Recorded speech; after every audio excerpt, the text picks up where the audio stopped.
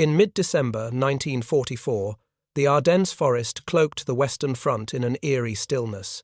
United States divisions thinly spread across a 60-mile front in Belgium and Luxembourg expected only routine patrols and winter entrenchments. At dawn on 16 December, the silence shattered as German artillery unleashed a barrage, followed by infantry tank spearheads piercing American lines. The assault, driven by 3 German armies, overwhelmed Green units like the 106th Infantry Division near the Schnee-Eifel. Exploiting dense fog and heavy snow, German forces surged west, targeting critical road junctions at Street Vith and Bastogne. The attack's scale, over 1,000 tanks and assault guns, caught Allied command off guard, creating an immediate operational crisis. The German advance, averaging 5 miles per day under harsh winter conditions, exposed the fragility of American defenses and threatened to cleave the Allied front.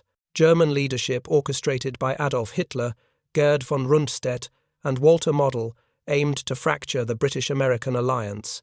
Their audacious plan sought to capture Antwerp, a vital port, to force a negotiated peace-freeing resources to confront the Soviet Union. The Ardennes, with its rugged terrain, dense forests and narrow roads, favoured German mobility, especially in weather that grounded Allied air forces. American commanders Dwight D. Eisenhower, Omar Bradley and Bernard Montgomery grappled with the breach's severity. Reports flooded headquarters. German armour had penetrated 10 miles in 48 hours in some sectors. At Street Vith Bruce C. Clark's forces braced to hold a critical road hub, their positions anchoring the northern sector. In Bastogne, the 101st Airborne Division, outnumbered and under-equipped, dug in to defend a vital crossroads against relentless artillery fire. The German 6th Panzer Army struck the northern sector, targeting the Lochheim Gap to overrun American outposts. In the centre, Hasso von Manteuffel's 5th Panzer Army drove toward Bastogne, while the 7th Army pressed the southern flank. Early successes came swiftly. German forces advanced 10 miles in key sectors, encircling outposts and severing communications. Yet American resistance coalesced. At Street Vith, Clark's troops delayed German armour, forcing detours that burned precious fuel reserves. In Bastogne, paratroopers entrenched holding the road hub, despite barrages that churned the frozen ground. German fuel stocks, limited to 3 days' supply for some units, strained under road congestion and snow-covered terrain. American engineers dynamited bridges, further slowing German columns. The number that matters is speed. German tanks needed 5 miles daily to reach the Meuse River before Allied reserves could respond. American command faced chaos as reports of broken lines and missing units poured in. Eisenhower, recognizing the offensive scope, committed his Theatre Reserve 2 airborne divisions to the breach by 17 December. Bradley, overseeing 12th Army Group, shifted corps to bolster the penetration's shoulders. In the south, George S. Patton, commanding 3rd Army in Lorraine, convened his staff on 19 December, redirecting his forces north toward Bastogne. This pivot, reorienting an entire army across 60 miles in 3 days, showcased American logistical precision under pressure. At Bastogne, the 101st Airborne, reinforced by the 10th Armoured Division, rejected a German surrender demand on 22 December, their defiance preserving the road network. The number that matters is endurance.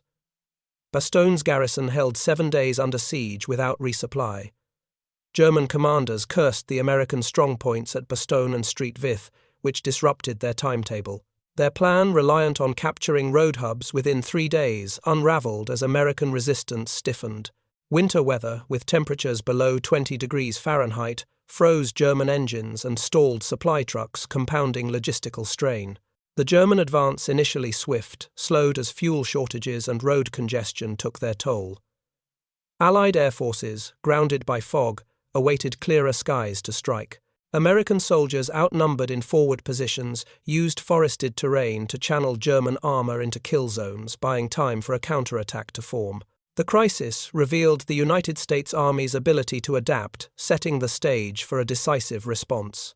By 19 December 1944, the German offensive in the Ardennes began to falter against stubborn American resistance. The initial shock, which had driven German forces 10 miles into Allied territory, lost momentum as United States units regrouped. At Street Vith Bruce C.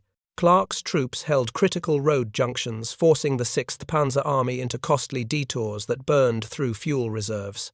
In Bastogne, the 101st Airborne Division, reinforced by elements of the 10th Armoured Division, entrenched around the town's road hub, enduring relentless artillery fire. German commanders cursed the American defenders at Bastogne, whose refusal to surrender on 22 December tied down panzer units needed for the Meuse River push. The German timetable, dependent on capturing key junctions within 3 days, unravelled as fuel stocks dwindled to 2 days' supply for some divisions. Dwight D. Eisenhower, coordinating from Allied headquarters, committed additional reserves, including the 82nd Airborne Division, to bolster the front. Omar Bradley's 12th Army Group repositioned corps to strengthen the northern and southern shoulders of the German salient, preventing further widening of the breach. In the south, George S. Patton's Third Army executed a remarkable pivot, redirecting its forces north from Lorraine to relieve Bastogne. This redeployment, covering 60 miles in 3 days under snow-covered conditions, demonstrated American logistical agility. American engineers dynamiting bridges and mining roads slowed German columns to 2 miles per hour in congested sectors. The number that matters is delayed. German armor lost 2 days at Street Vith due to American resistance. Winter weather, with snow accumulating to 18 inches, compounded German challenges. Frozen roads and sub-zero temperatures stalled supply trucks and immobilized tanks, while American troops, though strained, adapted to the conditions. Small units operating in forested ravines ambushed German armor using terrain to offset numerical disadvantages. Allied air forces, still grounded by fog, prepared for clearer skies to target German supply lines, which stretched thin across the 50-mile salient. Bradley's corps, now entrenched, began sealing the penetration's edges, while Patton's Third Army advanced, relentlessly closing the distance to Bastogne. The German 5th Panzer Army under Hasso von Manteuffel neared the town, but failed to encircle it as paratroopers held firm against overwhelming odds. The American command system, initially reeling, stabilized through rapid staff work. Eisenhower's decision to commit reserves early prevented a total collapse of the front. Reports from forward units, though fragmented, guided the deployment of reinforcements. American soldiers fighting in isolated pockets maintained discipline under pressure, their actions buying critical hours. The German plan, reliant on speed and surprise, faltered as road hubs remained in Allied hands. The United States Army's ability to reorient forces. Patton's march of 60 miles in 3 days proved a decisive counter to German ambitions. By 22 December, the groundwork for a counteroffensive was laid as Allied command regained control of the battle's tempo, preparing to exploit the German overextension. On 23 December 1944, the Ardennes skies cleared, unleashing a torrent of Allied air power that altered the battle's course. The United States 9th Air Force and Royal Air Force launched over 1,000 sorties daily, targeting German columns, fuel depots, and road bottlenecks. P-47 Thunderbolts and Typhoons strafed panzer units, destroying over 200 vehicles in 72 hours, while bombers pounded supply lines stretching back to Germany. In Bastogne, the 101st Airborne Division, resupplied by airdrops of ammunition, food, and medical supplies, fortified its perimeter against relentless German assaults. The number that matters is air support. 300 sorties flew daily over Bastogne alone. On 26 December, spearheads of George S. Patton's 4th Armoured Division broke through German lines, relieving the besieged garrison and securing the vital road hub. German commanders, expecting continued fog to shield their advance, reeled under the Allied air onslaught. Their panzers, crawling at 3 miles per hour due to fuel shortages, stalled 20 miles short of the Meuse River. In the North American First Army, reinforced by British units under Bernard Montgomery, counterattacked the 6th Panzer Army's exposed flank, exploiting weaknesses in German supply chains. Street Vith, retaken after intense fighting, severed critical roads, forcing German units into snow-covered forests. Patton's Third Army, having marched 60 miles in 3 days, anchored the southern counter-offensive, linking with Bastogne's defenders. Allied coordination, integrating airstrikes, artillery barrages, and ground assaults, disrupted German momentum, pushing Hasso von Manteuffel's 5th Panzer Army into defensive positions. The German salient, once 50 miles deep, began to contract under relentless Allied pressure. Fuel shortages crippled panzer mobility, with some units resorting to siphoning from abandoned vehicles. American engineers repaired damaged roads and bridges, enabling faster reinforcement to the front. The German High Command, under Gerd von Rundstedt, faced a collapsing operational plan. Their forces, stretched thin and battered by 1,000 daily air sorties, could not sustain the advance. American flexibility, rapid reserve deployment, and air-ground integration turned the tide. By late December, the German offensive, initially a shock to Allied lines, faced imminent collapse as United States and British forces tightened their grip on the Bulge. By early January 1945, the German offensive in the Ardennes teetered on collapse, its momentum broken by relentless Allied counterattacks. American forces, striking from the northern and southern shoulders, began to compress the German salient, which had once stretched 50 miles deep. In the south, George S.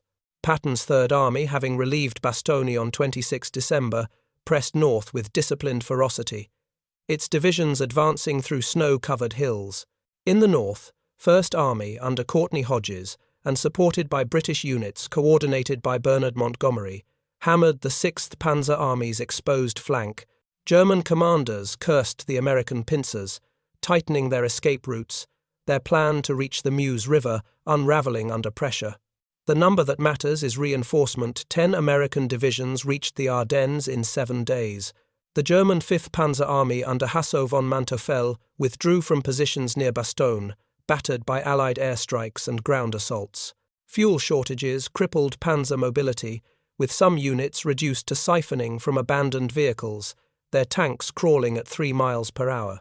The United States 9th Air Force and Royal Air Force, flying 1,000 sorties daily, targeted German supply lines, destroying over 300 vehicles in 72 hours.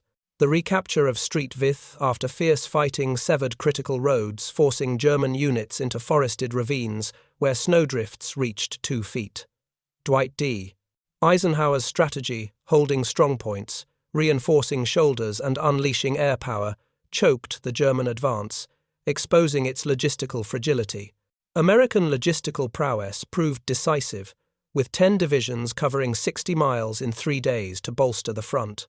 Engineers repaired bombed-out bridges and cleared snow-packed roads, enabling rapid reinforcement under sub-zero conditions. German troops, exhausted and undersupplied, faced mounting losses over 80,000 men by early January. The German High Command, led by Gerd von Rundstedt, grappled with a shrinking salient as their forces retreated under artillery barrages. American soldiers, though battered by weeks of fighting, maintained pressure using terrain to channel German armor into kill zones. The initial shock of the German offensive, which had ruptured American lines, faded as Allied coordination tightened, setting the stage for a decisive contraction of the Bulge. Winter weather, with temperatures dropping to 15 degrees Fahrenheit, compounded German woes, freezing fuel lines and stalling supply trucks. American units equipped with winter gear adapted to the conditions their mobility sustained by relentless supply chains. The German plan, reliant on capturing fuel depots to sustain their advance, collapsed as Allied air interdiction destroyed stockpiles. The 101st Airborne Division's stand at Bastogne and Bruce C. Clark's defense at Street Vith had delayed German armor, costing critical days. By 3 January, German forces began a fighting withdrawal. Their divisions stretched thin across a 40-mile front. The United States Army's rapid redeployment, covering 60 miles in 3 days, ensured the salient's collapse, marking a turning point in the Ardennes. By mid-January 1945, the German salient in the Ardennes shrank under relentless Allied pressure, its once threatening Bulge reduced to a narrow corridor. American and British forces under Dwight D. Eisenhower's command executed coordinated assaults, pinching the German penetration from both flanks. In the south, George S. Patton's Third Army advanced north, its divisions slicing through German defences weakened by weeks of attrition. In the north, First Army, bolstered by British units under Bernard Montgomery, pressed the 6th Panzer Army, forcing it into a defensive retreat. German commanders cursed the Allied air forces, whose 1,000 daily sorties obliterated their supply lines. The number that matters is air superiority. 1,000 sorties flew daily, shredding German logistics. The German 5th Panzer Army, under Hasso von Manteuffel, abandoned its positions near Bastogne, its armour reduced to under 500 operational tanks. Fuel shortages, exacerbated by Allied airstrikes, left panzer units stranded, some immobilized in snow-covered fields. American engineers working under artillery fire restored key roads, enabling rapid reinforcement of 10 divisions across 60 miles in 3 days. The recapture of Street Vith had severed German supply routes, funneling their retreating forces into congested icy paths where mobility faltered. Eisenhower's operational framework, leveraging strong points, rapid reinforcement, and air-ground integration, ensured the German offensive could not recover its early momentum. German troops facing temperatures below 10 degrees Fahrenheit struggled with frostbite and dwindling supplies, their morale eroded by constant Allied pressure. American artillery, coordinated with airstrikes, pounded German columns, destroying over 100 tanks in a single day. The German High Command under Gerd von Rundstedt recognized the offensive's failure, their plan to capture Antwerp and split the Allies now a distant hope. American soldiers, despite heavy casualties, maintained relentless assaults, their small unit tactics exploiting German disarray. The initial German penetration, which had pushed 50 miles into Allied territory, collapsed as the salient contracted to 20 miles by 10 January, signaling the end of their strategic ambitions. The United States Army's logistical flexibility proved critical, with supply chains sustaining operations in brutal winter conditions. Airdrops delivered over 200 tons of supplies to forward units, while ground convoys navigated treacherous roads to reinforce the front.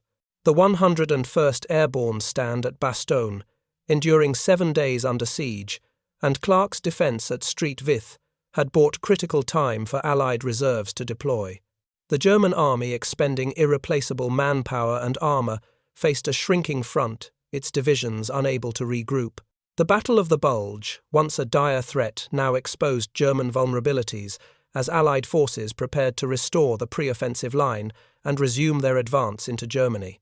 Through late January 1945, Allied forces methodically erased the German salient in the Ardennes, restoring the pre-offensive line by 25 January. American and British units under Dwight D. Eisenhower's command advanced toward Germany, their momentum unbroken by the German assault. The German army, having lost over 100,000 men and 800 tanks, faced catastrophic depletion in the west. American counterattacks, anchored by Patton's Third Army in the south and First Army in the north, forced German withdrawals under punishing artillery and airstrikes. The number that matters is attrition. Germany lost 800 tanks in 30 days. Rapid reinforcement, moving 10 divisions across 60 miles in 3 days, ensured Allied dominance.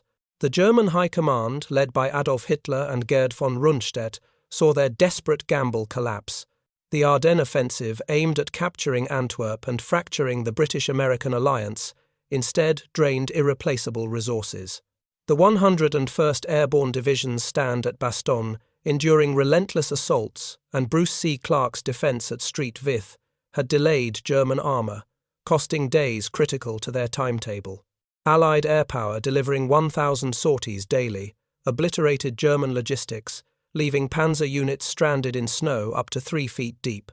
American operational flexibility, redirecting armies, securing road networks, and integrating air-ground operations dictated the battle's outcome, ensuring the Allies held the strategic initiative. By February 1945, Allied forces stood poised to cross the Rhine River, their path into Germany cleared by the Ardennes victory.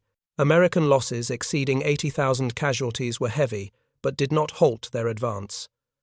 The German failure, marked by the loss of 800 tanks and critical fuel reserves, hastened their collapse in the west. Small unit tactics, rapid reinforcement, and air superiority had turned the tide, with American divisions covering 60 miles in 3 days to seal the breach. The Battle of the Bulge, a bold German bid to alter the war's course, instead exposed their strategic overreach and underscored Allied resilience. Eisenhower's forces, battle-hardened and coordinated, set the stage for Germany's defeat, ensuring the Allies would dictate victory's terms in 1945. As February 1945 dawned, Allied forces pressed beyond the Ardennes, their sights fixed on the Rhine River. The German army, crippled by losses exceeding 100,000 men, could no longer resist effectively. American divisions covering 60 miles in 3 days sustained momentum, their supply lines unbroken. The number that matters is air dominance. 1,000 sorties daily crushed German resistance. Eisenhower's command, leveraging rapid reinforcement and air-ground integration, ensured the Bulge's failure hastened Germany's collapse. The United States Army's resilience, proven in snow and blood, guaranteed the Allies' advance, setting the stage for victory in 1945.